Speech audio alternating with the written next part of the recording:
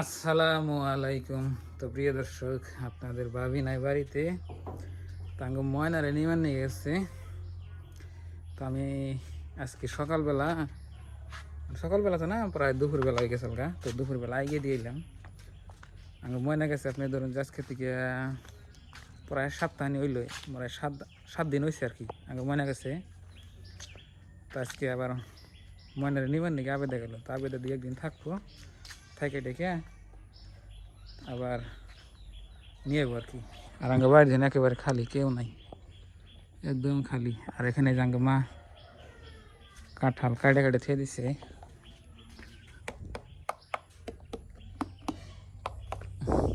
একটা কাটালো পাহে নাই, ব্যক্তি কাছে পাহে নাই। গরুর ঘাস দিই।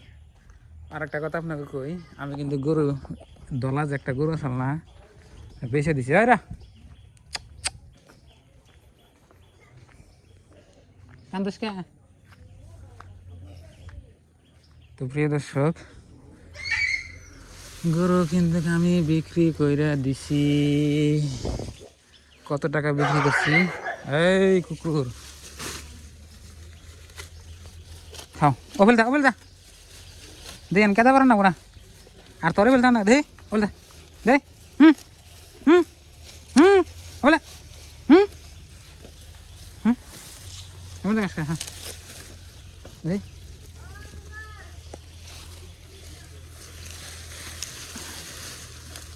খাও ওর হুক না আছে এবারে দুনিয়ার কেদা পারিয়া কেদা উড়ি হেলায়। তো এখন বর্তমানে তো আমার এই দুইটা গরু আর ওই একটা ছোট্ট বাছুর। তো আগে যে একটা আসাল সেটা বেচা লাইছি।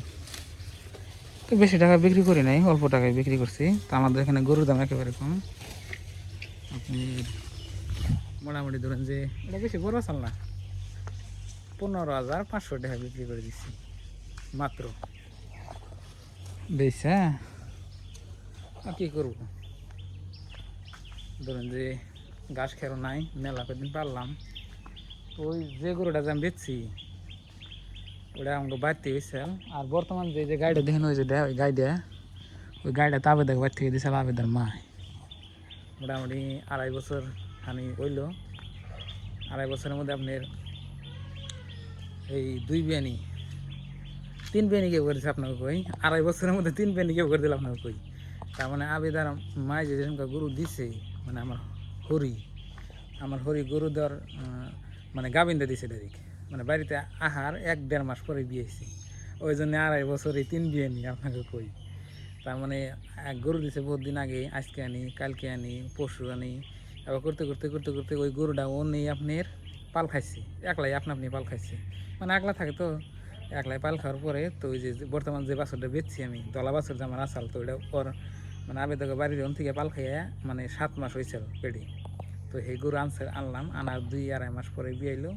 বিয়ানোর পরে তো সেটা আপনার আজকে 2-2.5 বছর পাইলে বড় করে মোটামুটি 15-16 হাজার টাকা মানে বেচছি আর কি।